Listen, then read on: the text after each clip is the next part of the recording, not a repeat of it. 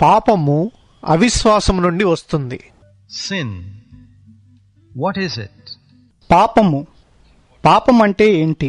Every religion in the world uses the word sin. లోకంలో ఉన్న ప్రతి మతము పాపము అనే మాటను వాడుతుంది. But I think it's true to say that in the minds of many human beings who are religious, they don't really understand what it is.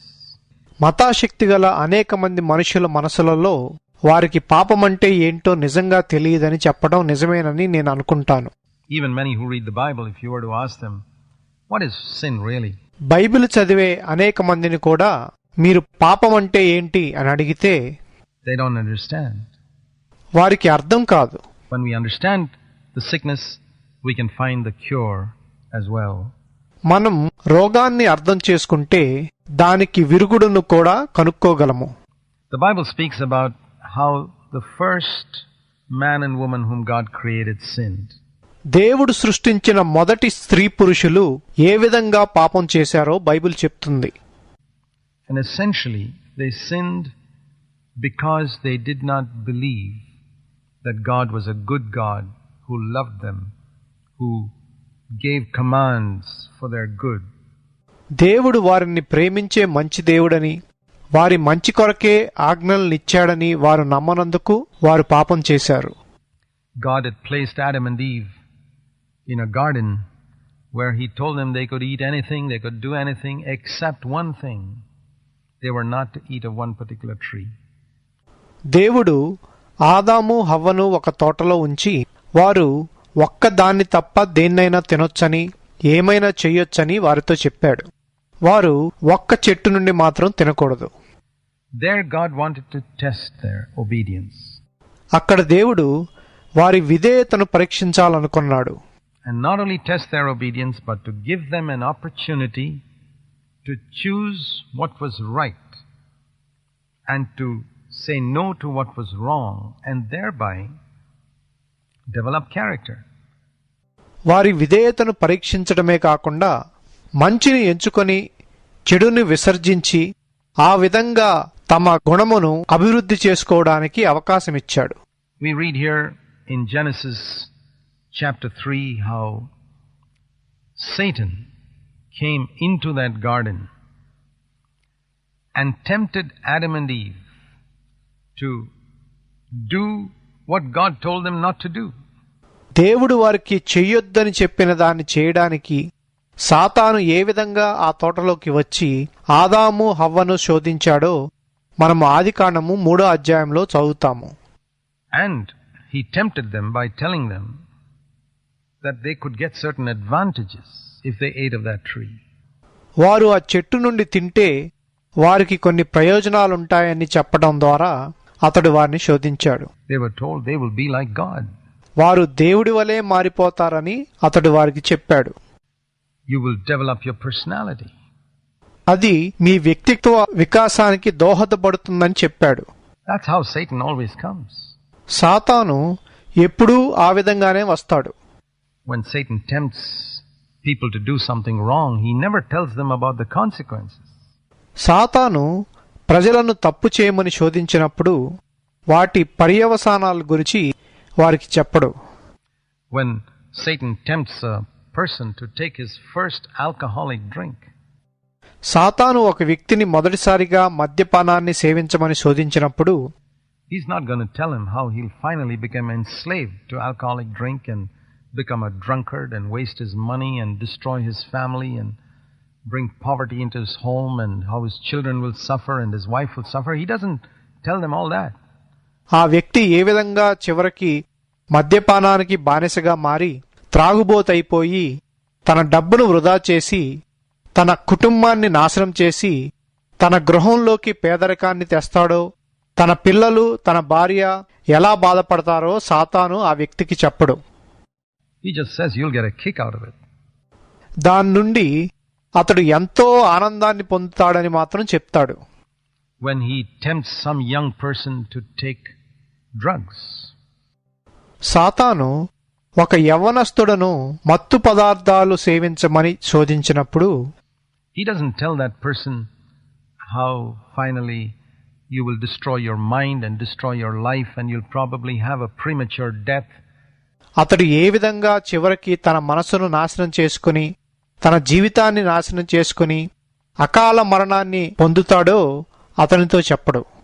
And you'll lose all your money, you'll probably become a thief finally because you'd want more and more money with this insatiable craving for drugs. He won't tell him all that. తన డబ్బునంతటినీ పోగొట్టుకుని ఆ మత్తు పదార్థాల కొరకు ఉన్న తృప్తి చెందని కోరిక వలన ఎక్కువ డబ్బు అవసరమైనందున అతడు ఒక దొంగగా మారొచ్చని చెప్పడు.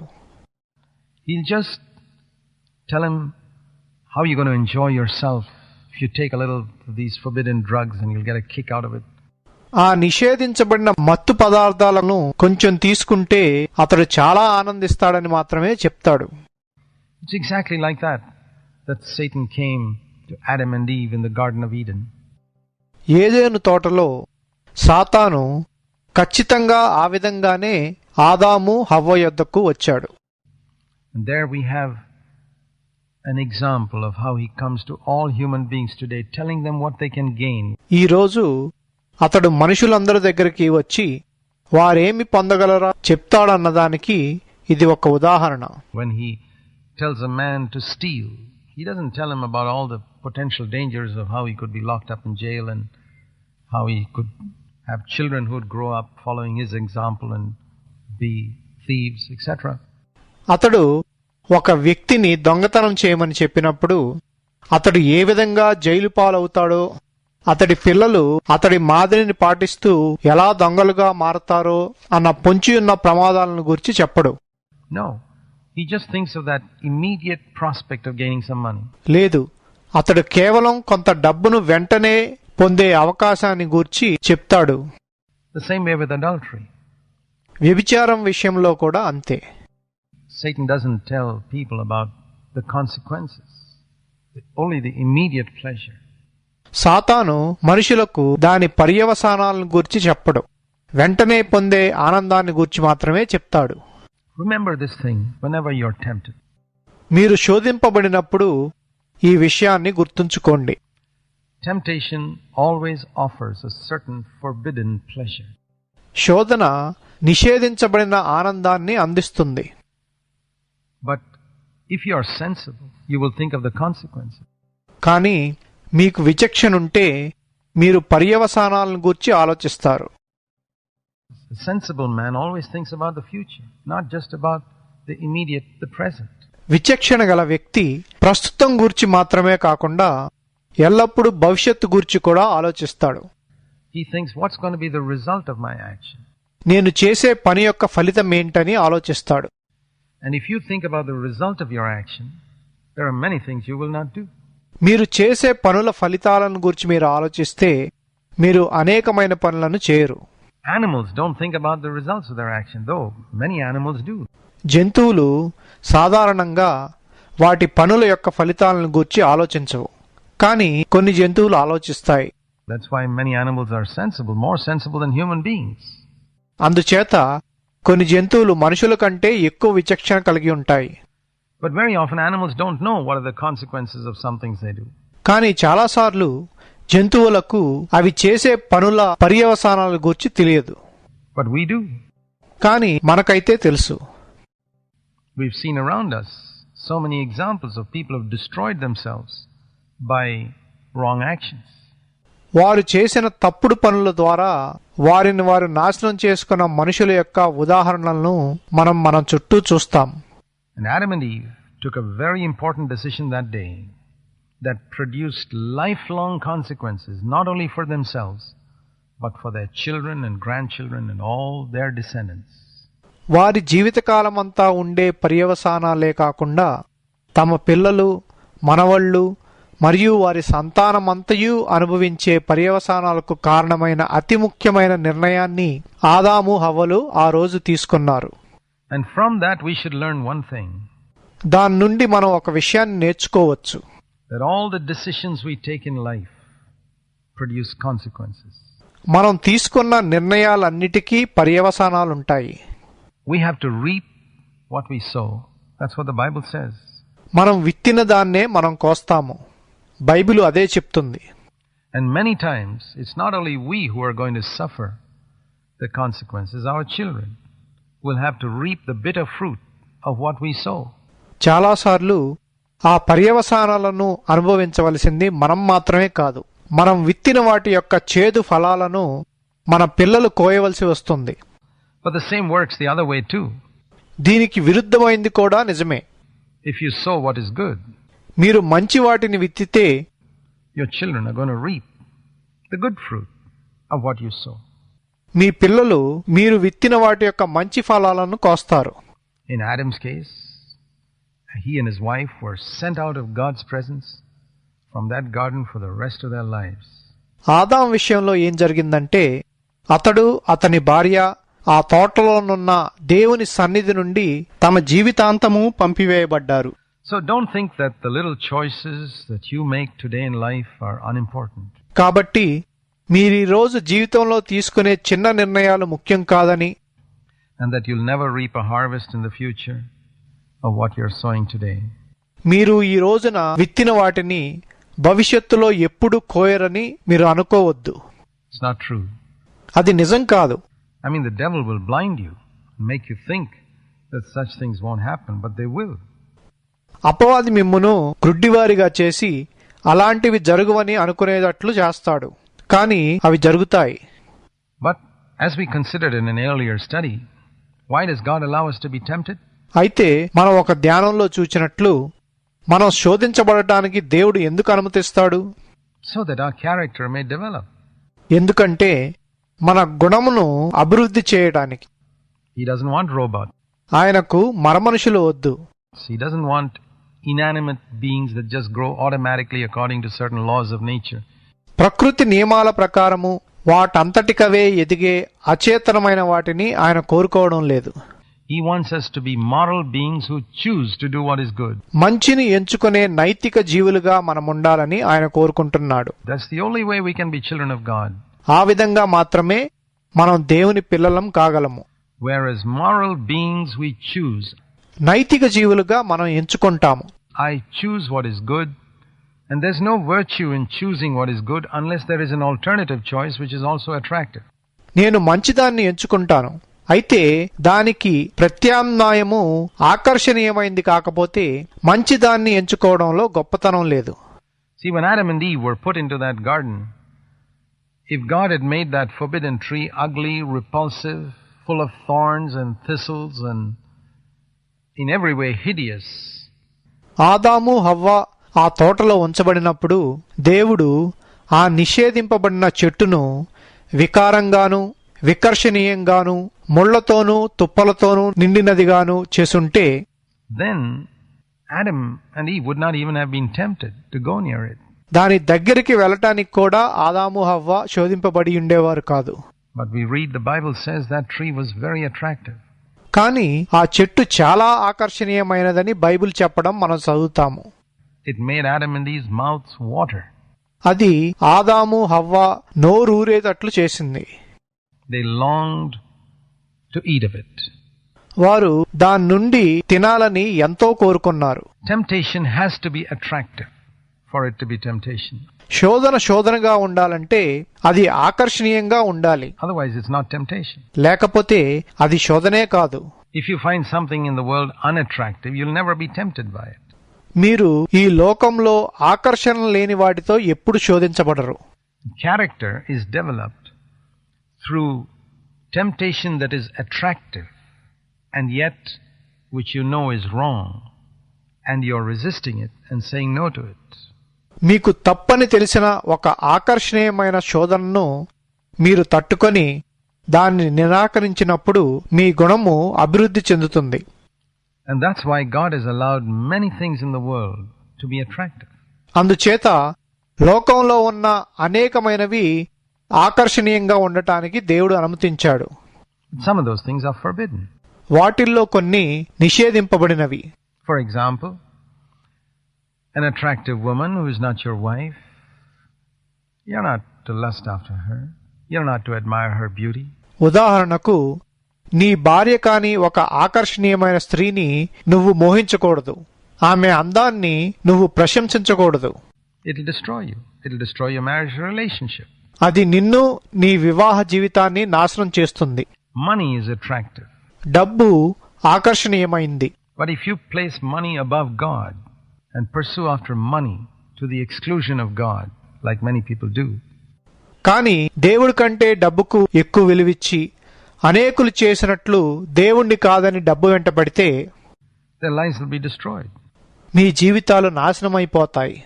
So everything we do, every decision we take is like sowing a seed. కాబట్టి మనం చేసే ప్రతి పని, మనం తీసుకునే ప్రతి నిర్ణయం ఒక విత్తనాన్ని విత్తడం వంటిది. From that comes a harvest. దాని నుండి ఒక కోత వస్తుంది.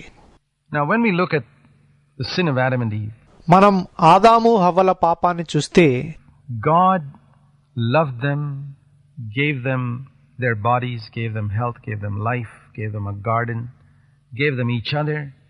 దేవుడు వారిని ప్రేమించి వారికి దేహాలనిచ్చి ఆరోగ్యాన్నిచ్చి ప్రాణాన్నిచ్చి ఆ తోటనిచ్చి ఒకరిని ఒకరకు ఇచ్చాడు.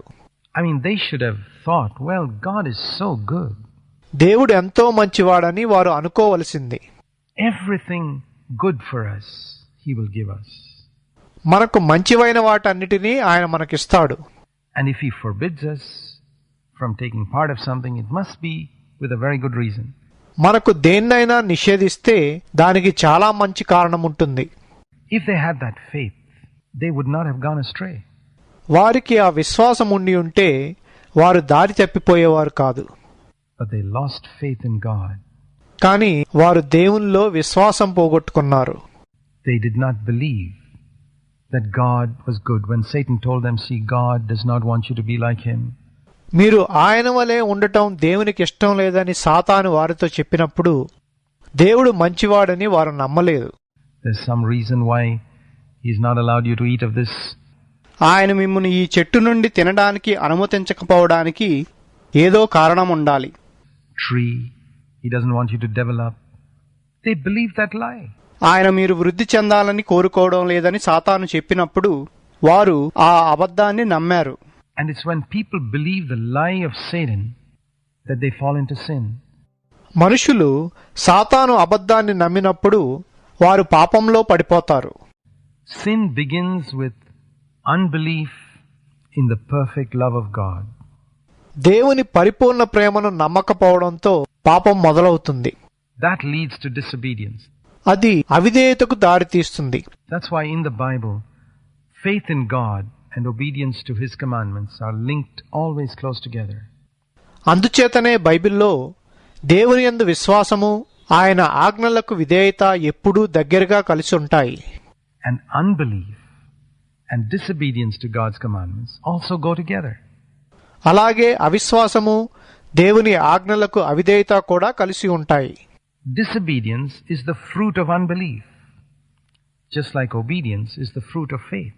విధేయత విశ్వాసం యొక్క ఫలమైనట్లే అవిధేయత అవిశ్వాసం యొక్క ఫలమై ఉంది.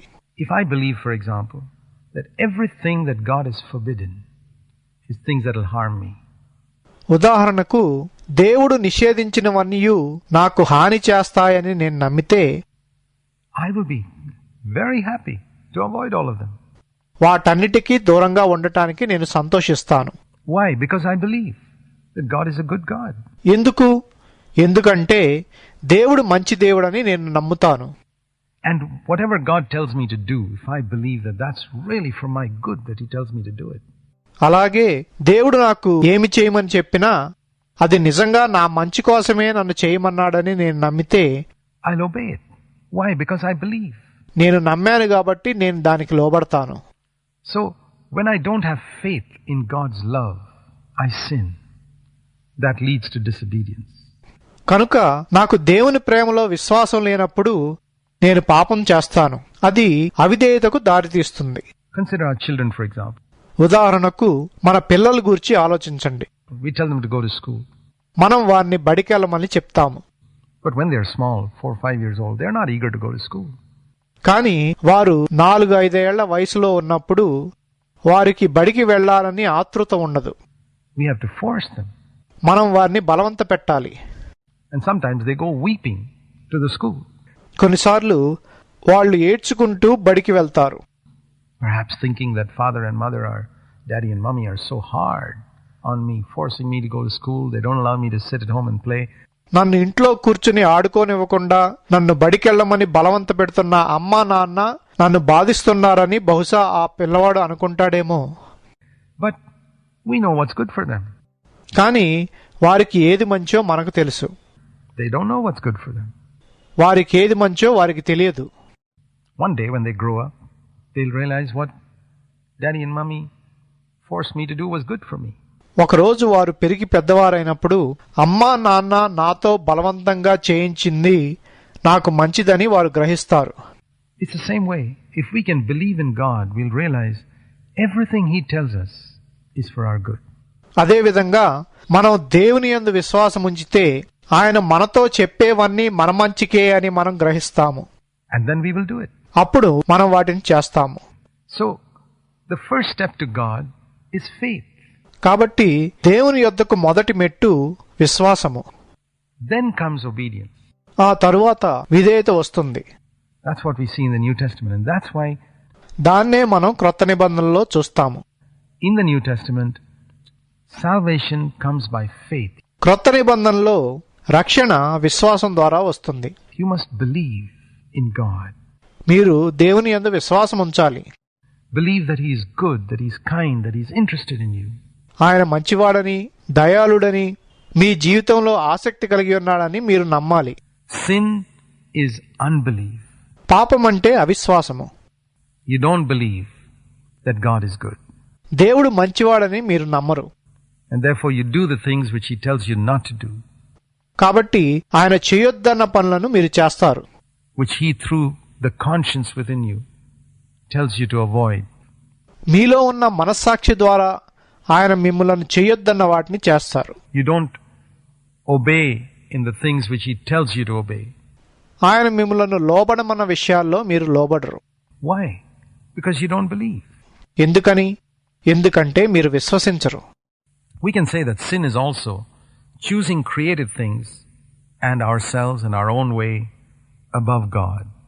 పాపం అంటే దేవుని కంటే ఎక్కువగా సృష్టింపబడిన వాటిని మన స్వంత చిత్తాన్ని ఎంచుకోవడం అని కూడా చెప్పొచ్చు. Instead of God's way. Seeking to please ourselves instead of pleasing God. దేవుని చిత్తాన్ని కాదని దేవుణ్ణి సంతోషపరచుటకు బదులు మనలను మనం సంతోషపెట్టుకోవడం అన్నమాట. That's what Adam and Eve did.